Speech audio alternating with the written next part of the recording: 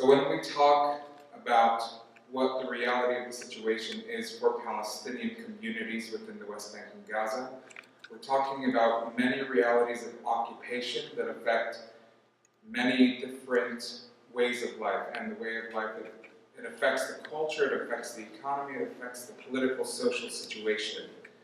So I have a map here. So you have the yellow that you can't really see, the very light yellow, which is the Palestinian controlled areas of the West Bank. Between those areas, you have a lot of purple and pink, which are some of the settlements, some of the settlement roads, and some of the different barriers that are between the Palestinian communities of the West Bank. And also you have, to the Jericho Valley to the east, which is to the right, somewhat of a buffer zone.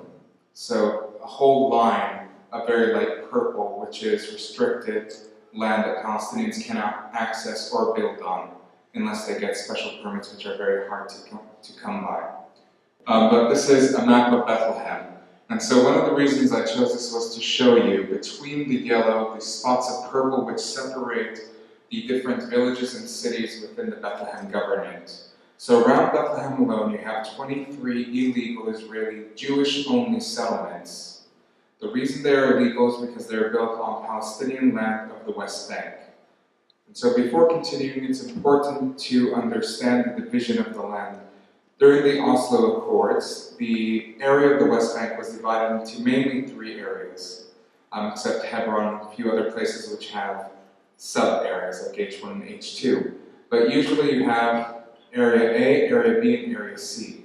Area C is supposed to be under Israeli control, which means you have to follow Israeli legislation and laws, and you also rely on Israel for security enforcement. Area B and A is supposed to be under Palestinian control, Area B having been mixed control up to the first 5 years after the Oslo Accords, and then transferred over to the Palestinian Authority. Area C makes close to 60% of the areas of the West Bank, and they're the areas which are mostly agricultural. They have a much lesser percentage of people, lower population, but have a lot of the nature. And Palestine is traditionally an agricultural community. So especially in Bethlehem, where we only have 13% of the remaining land left, the historic land.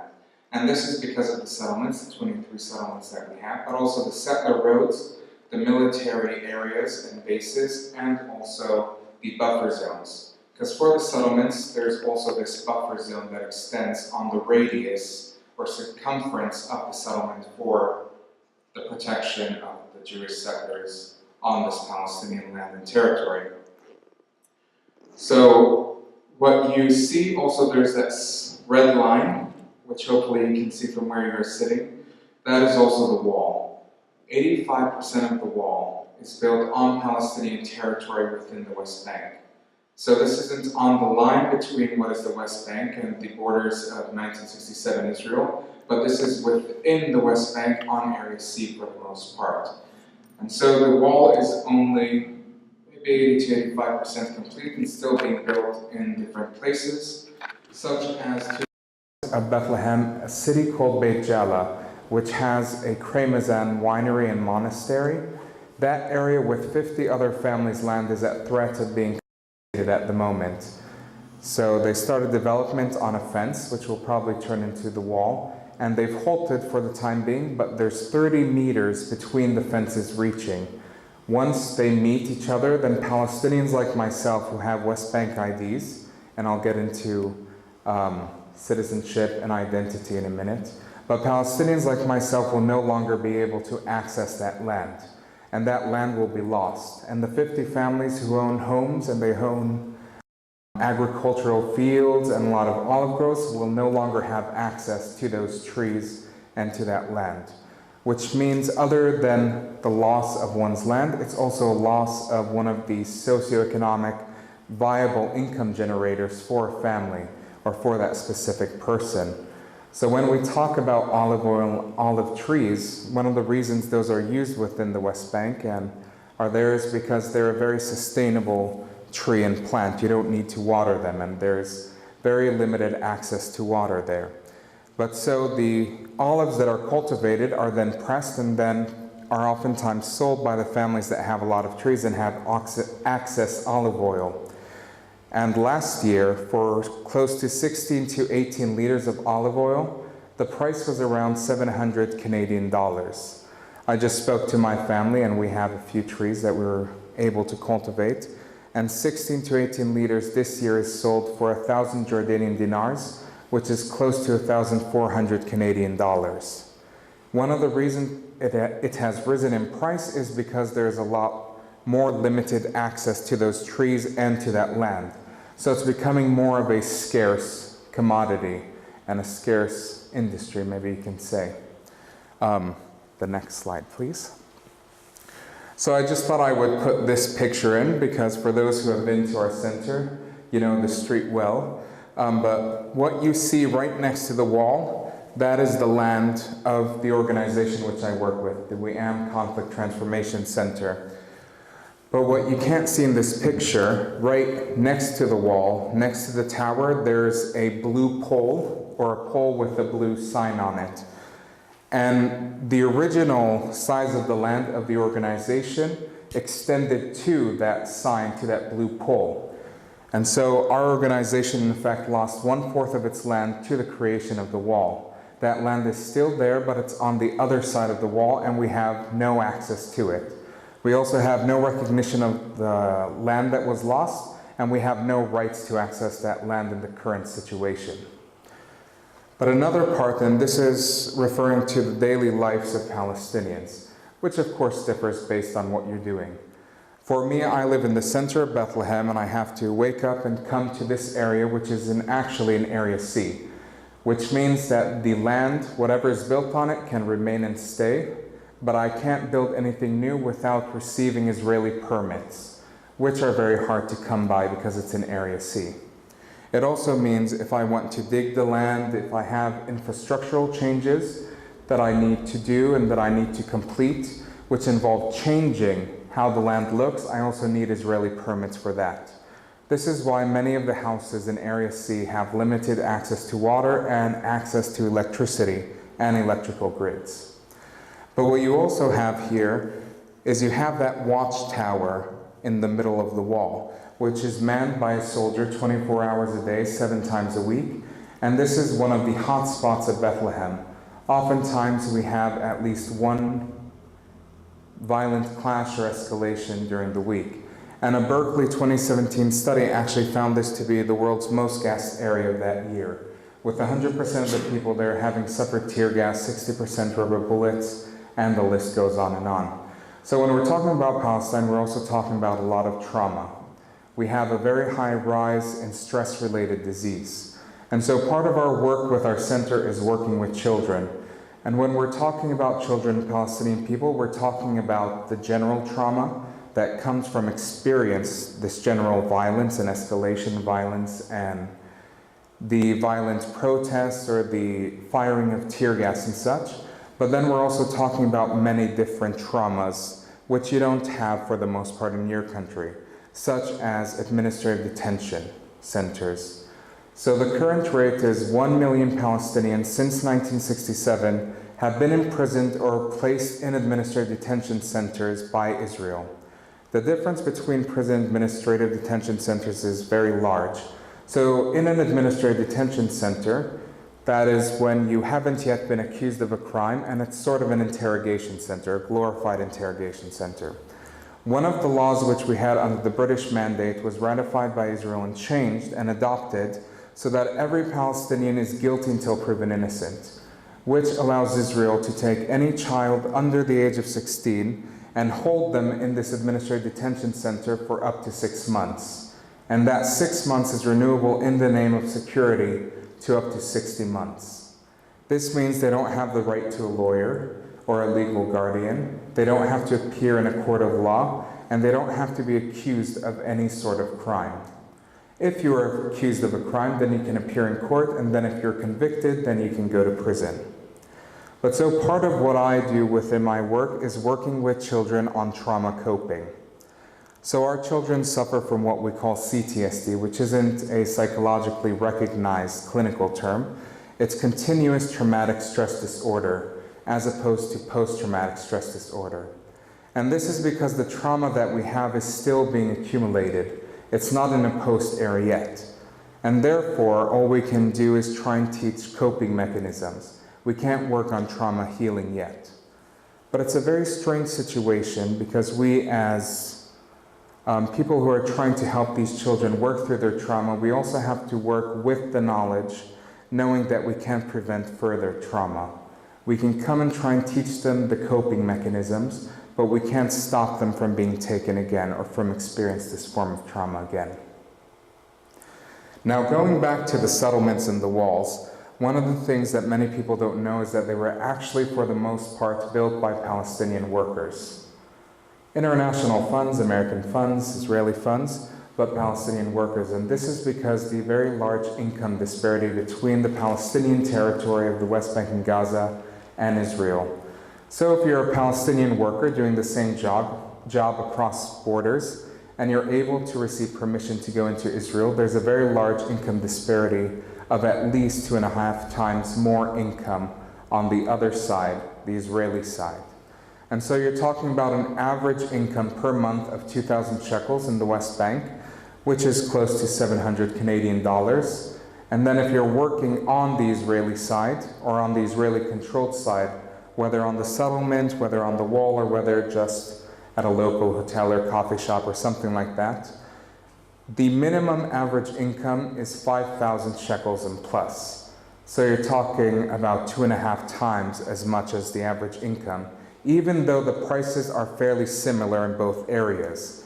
And part of the reason the prices are similar is because 93% of all Palestinian goods that are imported are Israeli goods that are sold in our supermarkets and in our stores.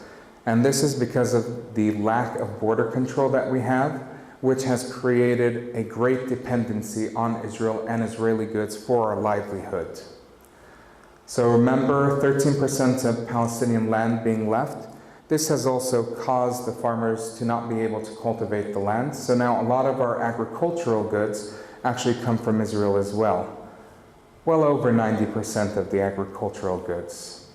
And so the food insecurity has been rising because of this, because of the deteriorating economic situation.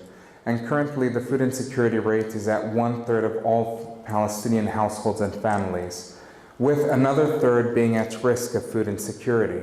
So in effect, we're talking about 2/3 of the Palestinian population suffering and having to worry about food insecurity and how to feed their children. And that number is only going to increase, and that percentage going to increase, especially as we see different organizations defunded, such as UNRWA, which for the most part works with many of the refugees, whether in the Gaza Strip or in the West Bank. So one of the other things that's very important to talk about is culture. Sadly, we have become a regressive culture as a result of the continuing occupation. So you have Palestinian culture, which, you know, when I come and speak at different venues, I'm oftentimes asked about the Muslim occupation. Especially as a Palestinian Christian, how are the Muslims treating you? How are you living under this awful occupation? Because there's this misconception that is further perpetuated by the different Islamophobia that we have, especially in the West, that is shown through the news stations and media. But historically, the Palestinian territories enjoyed a very good, healthy cultural diversity and religious diversity within the community.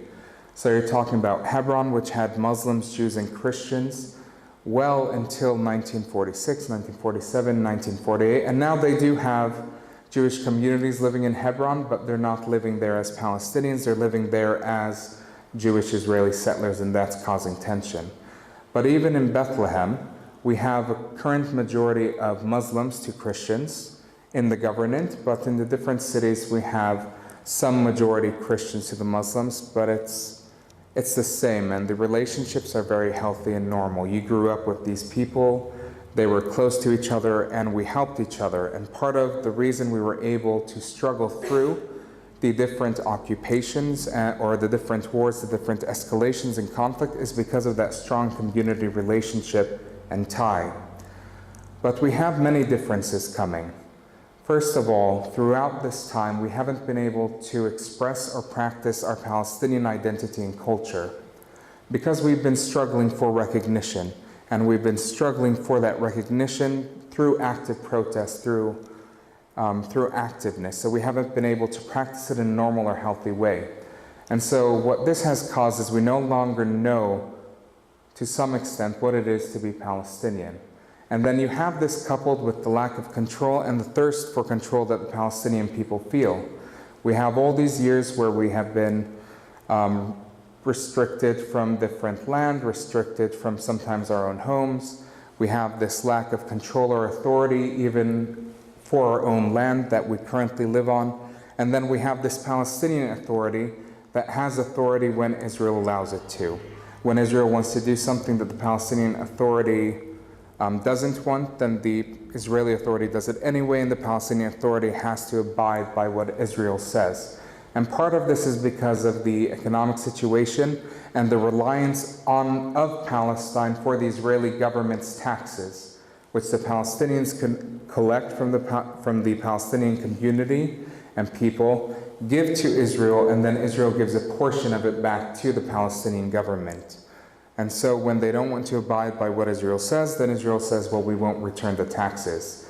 And the Palestinian Authority is the largest employer in the Palestinian territories. And so the Palestinian people are highly dependent on the funds which that Palestinian Authority receives. So all of this lack of control has manifested itself in Palestinians trying to control what they can.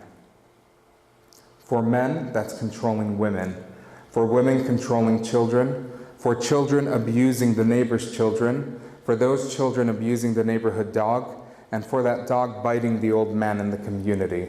And so then it becomes this vicious cycle of violence. And so we have regressed as a community. But you also have further regression. If we talk about identity and Palestinian Christian identity, nowadays you have Palestinian Christians say Jesus was born in Bethlehem, but Christianity is not of here. It's not of this land.